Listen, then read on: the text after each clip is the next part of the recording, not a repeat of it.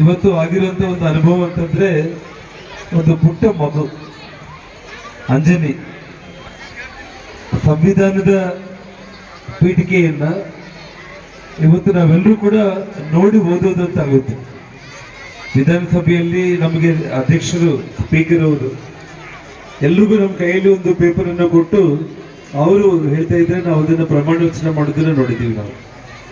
ಆದರೆ ಇವತ್ತು ಎಷ್ಟು ಶುಭಗಳಿಗೆ ಅಂದರೆ ನಮ್ಮ ಭಾರತಕ್ಕೆ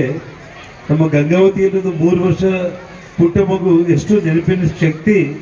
ಆ ತಾಯಿ ಸರಸ್ವತಿ ಆಶೀರ್ವಾದ ಗೊತ್ತಿಲ್ಲಾಗಲಿ ಅಷ್ಟು ಅದ್ಭುತವಾಗಿ ಇಡೀ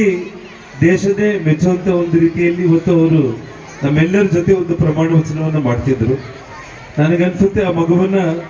ಖಂಡಿತವಾಗ್ಲೂ ಕೂಡ ದೇಶದ ಪ್ರಧಾನಮಂತ್ರಿಗಳ ಹತ್ರ ಕರ್ಕೊಂಡು ಹೋಗಿ ನಾವು ಅವ್ರ ಮುಂದೆ ಆ ಸಂವಿಧಾನದ ಪೀಠಿಕೆಯನ್ನು, ಯಾಕಂದ್ರೆ ದೇಶದ ಪ್ರಧಾನಮಂತ್ರಿಗಳು ಪಾರ್ಲಿಮೆಂಟ್ ಅಲ್ಲಿ ಆ ಸಂವಿಧಾನವನ್ನ ಇದಕ್ಕೆ ಪೂಜೆಯನ್ನು ಮಾಡಿ ಕಣ್ಣಿಗೆ ಅವರು ಒಂದು